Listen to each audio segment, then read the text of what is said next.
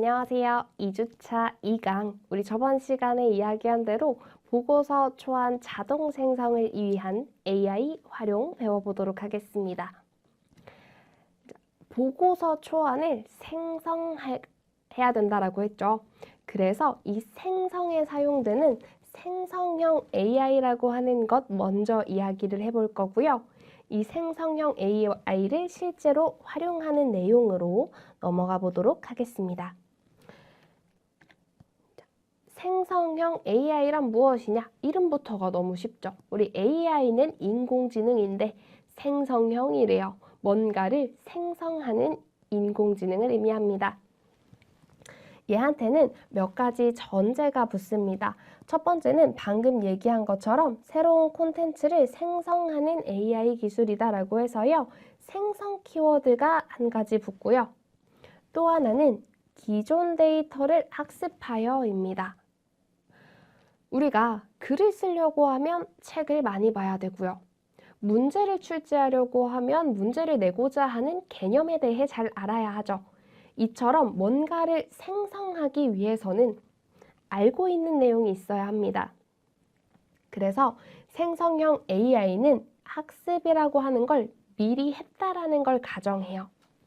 텍스트를 만들게 하든 이미지를 만들게 하든 음성이나 영상이나 코드를 만들게 하든 이미 만들 수 있도록 사전학습된 인공지능이다 라고 하는 것이 이 생성형 AI의 기반이 되는 내용입니다. 전통적인 AI처럼 단순히 분류나 예측을 수행하는 것이 아니라 창조적 산출물을 만든다 라고 하는 것이 핵심 포인트고요. 대표적인 기술로는 딥러닝 기반의 대규모 언어 모델, 확산 모델, 이런 것들이 있다라고 하는데 간단하게만 설명을 좀 해드리도록 할게요. 전통적인 AI라고 하면요. 전통적인, 즉 우리가 가장 오래 사용해온 인공지능입니다. 인공지능은 넓은 범주에서 사람의 일을 대신하는 기계이기 때문에 굉장히 많은 것들이 포함되는데요. 그 중에서도 인공지능이다라고 일반적으로 얘기하면요. 우리가 문제가 있어요. 문제 상황이 예를 들어서 색깔은 빨간색이고 모양은 동그랗고 향기가 새콤하다. 새콤달콤하다. 이런 식의 데이터는 없지만 예를 들어 볼게요. 문제 이렇게 있어요. 그럼 이게 뭐게? 라고 했을 때 답을 우리는 빨갛고 동그랗고 새콤달콤한 거? 사과? 이렇게 할 수가 있겠죠. 토마토나 여러 가지가 있겠지만 사과라고 가정을 해볼게요. 그래서 제가 예시를 이렇게 들긴 했지만 여기는 특징에 해당하는 수치 데이터 같은 것들을 주고요. 답으로는 분류를 하거나 어떠한 특정 값을 예측하게끔 해요. 이게 전통적인 AI가 하던 일입니다. 그러니까 전통적인 AI가 할 수 있는 일은 이 문제답에 대한 걸 배워서요. 사람들이 나중에 문제를 새롭게 줬을 때 답을 맞출 수 있는 것만 했다는 거예요. 우리 예를 들어 설비 데이터 수집해서 MLOps 태운다고 했잖아요. 그러면 온도나 진동이나 그런 것들을 토대로 해서 답을 내서 이게 고장날 확률이 있어 없어? 고장날 것 같아? 아니야? 그런 거를 판단해 줄 수 있고요. 혹은 이것이 불량품이 나올 확률이 얼마나 될 것 같아? 0%에서 100% 중에 어떤 값의 확률이 나올 것 같아? 이런 것들을 맞춰주는 거예요. 즉, 원래의 전통적인 AI는 배워서 알고 있는 답 안에서만 답변을 할 수 있었어요. 특정 범위에 해당하는 값으로 답변을 만든다든지 배워서 분류할 수 있는 종류, 오류가 날 거야? 아니야? 정비가 필요해? 아니야? 이런 것들에 대한 결과만 낼 수 있었는데요. 기존 데이터를 학습했기 때문에 새롭게 생성할 수 있다는 게 달라진 점이 되겠습니다. 그러면서 LLM에 대한 이야기, 디퓨전 모델, 간 이렇게 나오는데요. 이것도 간단하게만 이야기할게요. LLM, 여러분 요즘 많이 들으시는 챗GPT, 클로드, 혹은 뭐 구글의 제미나이 이런 것들 다 LLM입니다. 디퓨전 모델은 여러분 스테이비 디퓨전, 뭐 미드저니 이런 이미지 생성하는 것들 쓰시죠? 그런 거에 사용되는 모델을 얘기하고요. 가는 똑같이 이미지 생성하는 앤데 생성하는 방식이 적대적 관계라고 해서 좀 다른 구조를 갖는 애입니다. 결국에는 대표적 기술로 이런 생성하는 애들이 있다라고 하는 거 넣어둔 거고요. 이 생성형 AI는 앞에서 얘기했듯이 다양한 것들을 만들 수 있다라고 했습니다. 그래서 만들 수 있는 게 뭐냐에 따라서 종류를 구분하게 되는데요. 가장 대표적인 생성형 AI이면서 가장 대중적인 생성형 AI이면서 또 가장 높은 가파른 수준의 발전을 보이는 것이 언어형 AI입니다. 제가 처음에 데이터에 대해서 설명할 때 기계는 수치화된 거, 기호화된 것만 이해할 수 있어서 우리가 하는 이런 말은 이해를 못한다고 했어요. 우리가 하는 한글, 영어, 뭐가 됐든지 간에 사람끼리 소통하는 이 언어는 자연어라고 부릅니다. 기계는 원래 이 자연어를 알 수가 없었는데요. 이제 자연어에 대한 것도 학습을 하게 되면서 텍스트 데이터에 대한 생성을 할 수 있게 된 겁니다. 생성할 수 있는 건 문장, 보고서, 기사, 스크립트 등 다양한 걸 생성할 수 있고요. 대표적인 예시는 여러분 많이 아시는 것들입니다. 챗GPT, 클로드, 제미나이, 뭐 퍼플렉시티도 있겠고요. 여러 가지 LLM 서비스들이 존재를 하죠. 두 번째는 또 많이 활용하시는 이미지나 디자인형 AI입니다. 생성형 AI가 처음 등장했을 때 제일 먼저 그거 했던 게 막 광고 이미지 같은 거 만드는 것들 그런 걸로 논란이 좀 많았었죠. 우리가 텍스트로 어떤 이미지를 만들어줘 라고 하면 새로운 이미지나 디자인을 생성하는 모델이 되겠습니다. 오픈 AI의 달리 가지고 한창 뭐 우주에 떠있는 강아지 그림 만들어줘 이런 거 유행했었죠. 미드저니, 스테이블 디퓨전 같은 모델들, 서비스들이 존재를 합니다. 세 번째, 음성, 영상형 AI입니다. 요 영상에 대한 것도 굉장히 가파른 발전을 보이고 있는데요. 음성이나 영상을 합성, 편집, 생성하는 기술이다. 그래서 요즘 SNS에 보면 AI가 만든 영상들이 굉장히 많죠. 햄스터가 회사에 가서 회사 생활을 한다거나 쿼카가 쇼핑을 한다거나 혹은 요즘 그런 것도 있죠. 유리 먹방 ASMR 뭐 이런 거. 독특한 AI 영상 제작도 많이 기술이 발전을 하고 있습니다. 그리고 개발, 즉 프로그래밍을 하지 않는 분이라면 잘 와닿지 않을 수 있긴 하지만 또 많은 발전을 이루고 있는 것이 이 데이터 코드 생성형 AI입니다. 코드를 자동으로 작성하거나 데이터셋을 학성해서, 즉 우리가 기계를 학습시켜야 된다고 했잖아요. 근데 우리가 준비할 수 있는 학습용 좋은 데이터에는 한계가 있는 거예요. 한계가 있으면 학습을 더 못하죠. 많이 배울수록 더 많은 일을 할 수 있게 되는 것이 AI 모델이거든요. 우리 사람과 마찬가지로.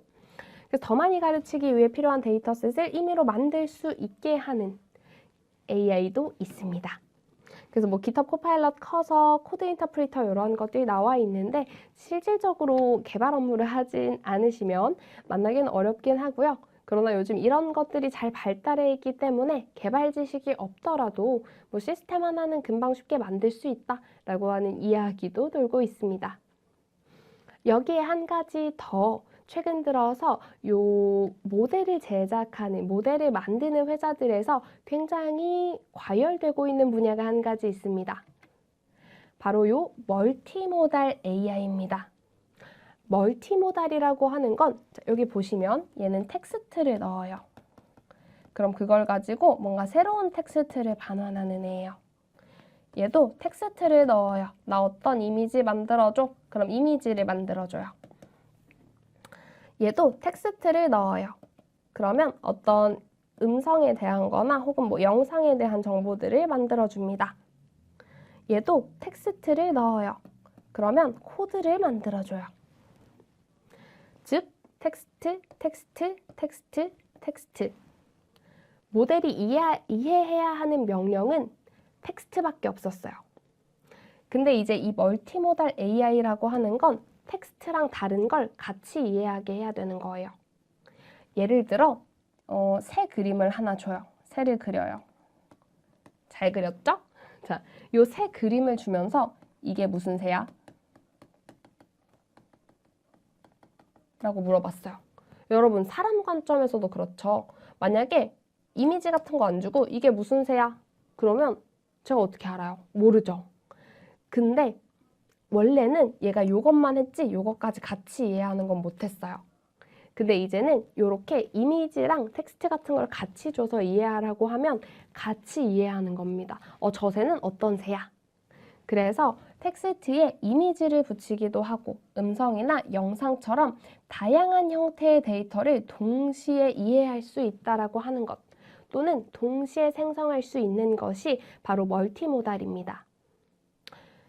근데 예시해 보시면 우리 여기 써 있었던 것처럼 GPT, 제미나이, 클로드만 있고 뒤에 버전만 붙어 있죠. 최근 버전으로 들어서 이런 멀티모달들이 다 탑재되기 시작했다라는 겁니다. 그럼 이 AI를 어디에 활용하냐? 언어형 AI는 텍스트를 생성하죠. 그렇기 때문에 아까 얘기한 것처럼 기사나 스크립트 이런 것들 만들어줄 수도 있고요. 자동 보고서 생성해 줄 수 있어요. 우리가 오늘 살펴볼 내용이고요. 고객 상담 자동화. 요즘은 전화 상담 잘 안 하죠. 채팅 상담을 많이 하시죠. 아직까지도 채팅 상담은 요 채팅방 너머에 사람이 있는 경우가 좀 있기는 한데요. 요즘은 이걸 모델로 대체해서 이 사용자 질문에 대한 응답을 학습한 모델이 할 수 있게끔 바뀌고 있는 추세입니다. 이미지 디자인형은 이미지를 만들어주는 애죠. 그래서 시각 콘텐츠 제작에 창작 보조 도구로 활용이 되고요. 제품 디자인 시뮬레이션을 할 때도 유용하게 쓸 수 있습니다.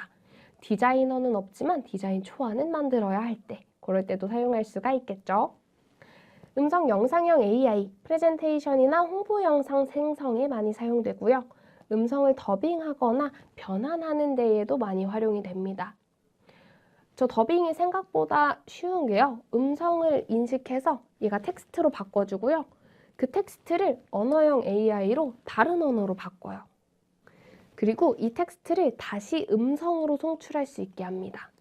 그럼 더빙도 되고 번역도 되겠죠? 통역.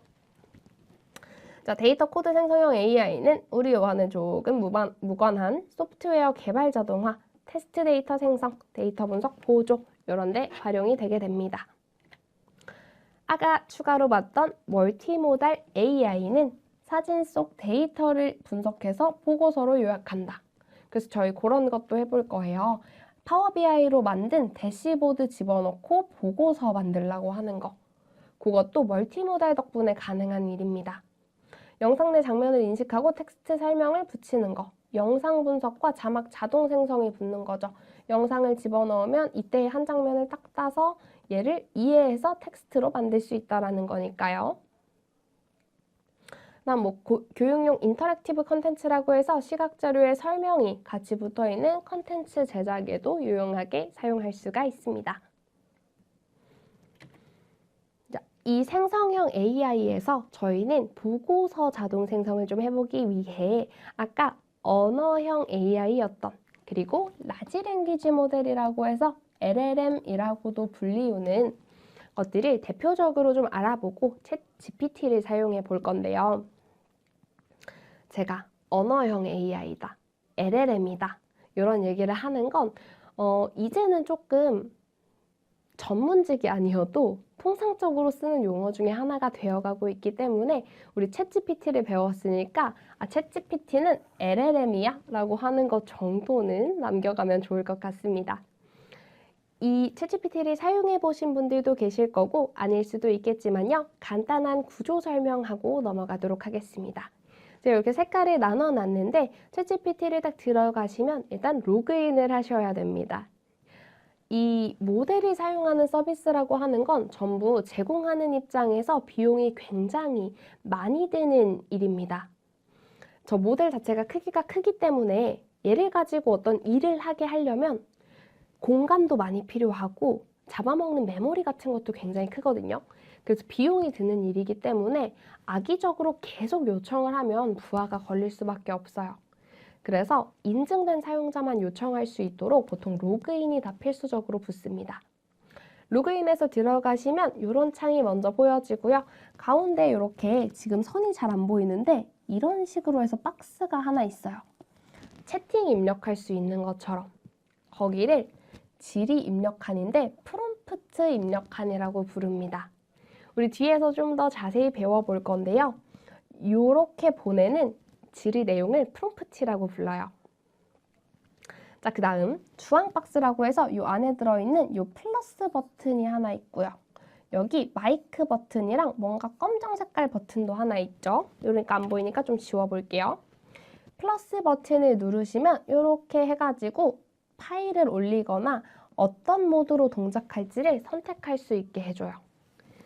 이미지를 생성할 건지, 딥싱킹이라고 해서 어떤 논리적인 복잡한 연산을 수행해야 하는지, 혹은 웹을 검색해야 한다거나 뭐 더 심오하게 파고 들어가야 하는지 이런 모드를 도구를 통해서도 선택해 주실 수 있고요. 질문 내용에 포함하셔도 됩니다. 요즘은 이해를 잘 해서 만들기 때문에.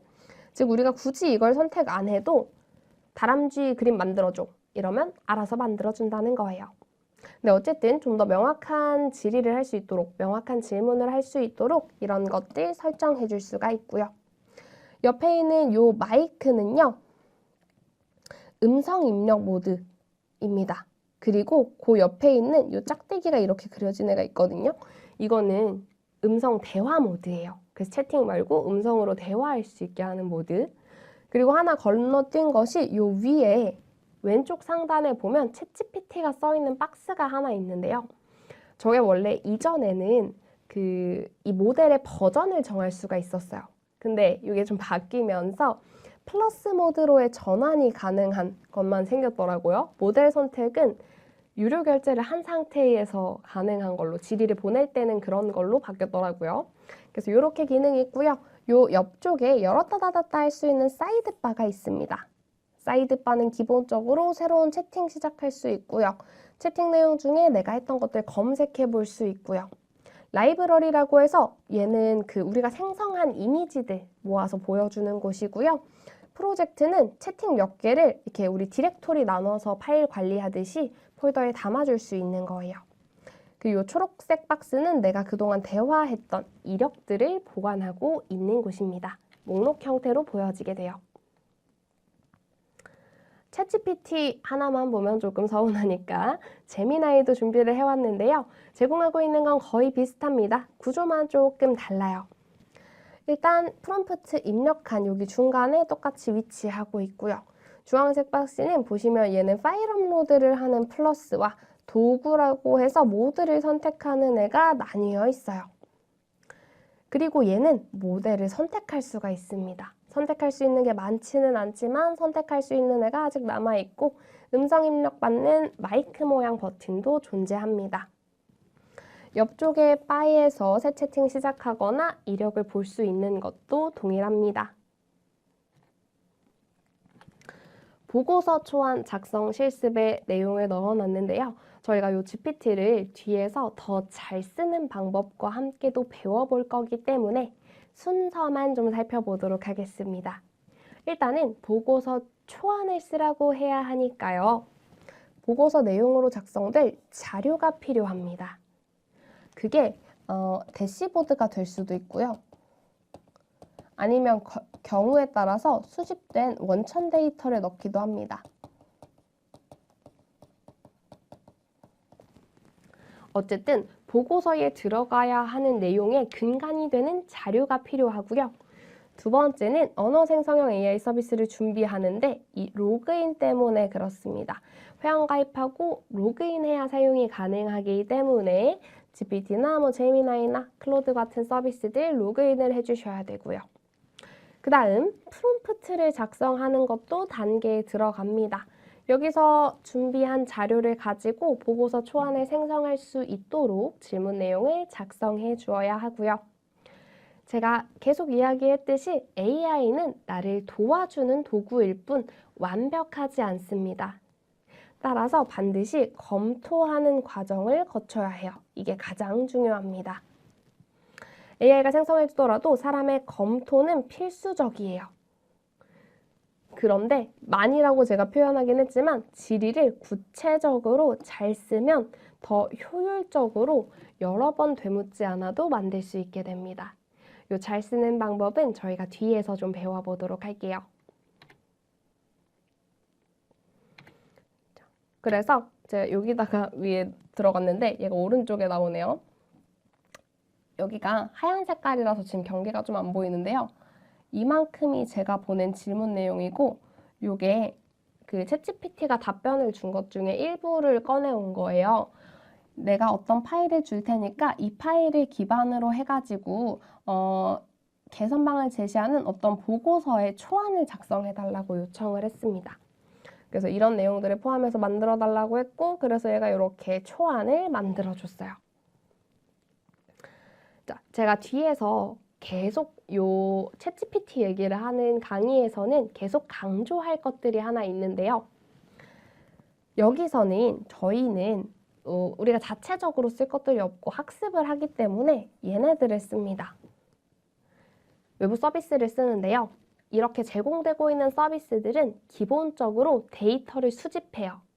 즉 여러분이 엑셀 파일을 집어넣으면 그 엑셀 파일이 이 챗GPT를 가지고 있는 오픈AI 회사에 그대로 유출되는 겁니다. 이 데이터 유출이 실제로 기업들 안에서 굉장히 큰 문제이기 때문에 요즘은 대부분의 기업들이 자체 이 생성형 언어 서비스를 만들고 있고요. 언어 생성형 서비스를 자체적으로 만들어서 활용하고 있고요. 그렇지 않더라도 이런 챗GPT를 쓸 수 있게 허용하더라도 내부 문서를 유출하지 않도록 보안과 공유에 대한 것들을 강화하고 있다고 합니다. 유출이 되면 돌이킬 수 없고요. 실제로 챗GPT가 한창 막 처음 뜨기 시작했을 때 3.5 버전이던 시절에 삼성에서도 반도체 설계 정보가 유출되는 일이 있었습니다. 한번 유출된 정보는 다시 가지고 올 수 없기 때문에 수습할 수 없기 때문에 꼭 그 유출과 보안에 주의하셔야 한다는 거 기억해 주시면 좋겠습니다. 그래서 만들어진 보고서 초안을 제가 독스에다가 한번 넣어봤고요. 보시면 보고 개요부터 시작해가지고 주요 키워드 분석도 해주고요. 문제 발생 빈도 라인 설비별 분포해가지고 문제에 대한 거 쭉 정리해주고 개선 활동으로 뭘 했는지 그래서 결론이 뭔지 보고까지 완벽하게 만들어줬습니다. 물론 검토를 거쳐서 이상한 게 없는지 확인을 해야 되겠지만요. 어디까지나 초안이니까. 자, 그럼 요 생성형 AI에 대해서도 문제 풀어보고 마무리하도록 하겠습니다. 첫 번째 문제, 생성형 AI에 대한 설명으로 옳지 않은 것 물어보고 있습니다. 첫 번째, 기존 데이터를 학습해 새로운 뭐뭐뭐뭐를 생성할 수 있다. 첫 번째 강조, 두 번째 강조였죠. 기존 데이터를 학습해서 생성한다 라고 하는 거 옳은 거고요. 두 번째, 주어진 데이터를 분류하거나 예측하는 데만 사용된다. 이건 생성형 AI가 아니라 기존의 전통적인 AI 이야기하는 거였죠. 아니고요. 3번, 딥러닝 기반의 대규모 언어 모델이나 확산 모델이 대표적인 기술이다. 앞에서 얘기했던 내용이죠. 4번, 사람의 창작 활동을 보조하거나 자동화하는 데 활용될 수 있다. 맞는 얘기입니다. 그래서 답은 2번이 되겠습니다. 얘가 단순 예측을 넘어서니까 하나만 더 짧게 이야기를 하면요. 제가 아까 문제가 있고 그 문제에 대해서 답을 맞출 수 있도록 해서 배운 답 안에서만 응답을 내는 게 전통적인 AI라고 했잖아요. 단순 예측을 넘었다라고 하는 건요. 우리 뒤에서도 조금 얘기하긴 할 건데 이 생성형도 내가 넣어준 문제에 대해 답을 주는 건 맞아요. 근데 답을 요 문제 뒤에 이어지기에 가장 자연스러운 걸로 만들도록 된 거예요. 밥 먹었어? 이렇게 질문하면 밥 먹었어? 뒤에 답변으로 이어지기에 가장 자연스러운 게 뭘까? 라고 배운 거 안에서 순차적으로 만들어 나가는 식입니다. 근데 어쨌든 이게 정해진 정답 안에서만 주는 게 아니라 그 배웠던 것을 기반으로 새롭게 생성하는 거기 때문에 좀 달라요. 다음, 생성형 AI의 종류가 아닌 것은 언어형, 이미지형, 데이터 코드형은 앞에서 봤고요. 우리 이런 건 배워본 적이 없죠. 정답은 4번이고요. 탐색형이라고 하면 일반적으로 데이터들을 검색하거나 찾아보는 것들을 의미합니다. 그래서 추천 시스템 같은 것들을 이야기하는데 이 추천은 내가 가지고 있는 것 안에서 제일 적합한 것을 내어주는 거지 뭘 생성하는 건 아니기 때문에 생성형 AI 범주에는 해당되지 않습니다. 마지막 문제, 다음 중 보고서 초안 등 문서 생성에 활용할 수 있는 AI 서비스는 물어보고 있습니다. 문서 생성이라고 하면 텍스트를 만드는 것이고, 텍스트를 만든다고 하면 우리 언어형 AI였죠. 딱 눈에 띄는 챗GPT 있습니다. 챗GPT가 대표적인 언어 생성형 AI고요. 텍스트 기반의 어떤 텍스트들을 생성하는 데 활용이 많이 됩니다. 달리와 미드전이 1번, 4번에 있는 애들은 이미지 생성형 AI고요. 피카랩스는 영상 생성형 AI입니다. 여기까지 해서 저희 생성형 AI의 개념과 종류 배워봤고요. 언어 생성형 AI를 활용한 보고서 초안을 작성하는 방법에 대해서도 배워봤습니다. 자, 여기서 여러 번 강조할 거라고 했던 내용 나오죠? 보고서 초안뿐 아니라 각종 문서에 초안을 효율적으로 작성할 수 있고요. 제가 계속 초안이라고 하는 이유는 이걸 꼭 검토하셔서 최종 사용하셔야 되기 때문에 초안이라는 표현을 쓰고 있는 거고요. 빨간색으로 무료 표시를 해놨습니다. 기업 내부 문서나 자료의 경우 유출 위험이 있으므로 활용에 유의해야 한다라는 거 꼭 기억을 해주시면 좋겠습니다. 자, 다음 강의에서는 반복 업무를 자동화하는 저희가 코드를 안 쓸 거기 때문에 완벽한 자동화까지는 조금 어렵지만 살짝 세미 자동화를 해볼 수 있는 내용 배워보도록 하겠습니다. 수고하셨습니다.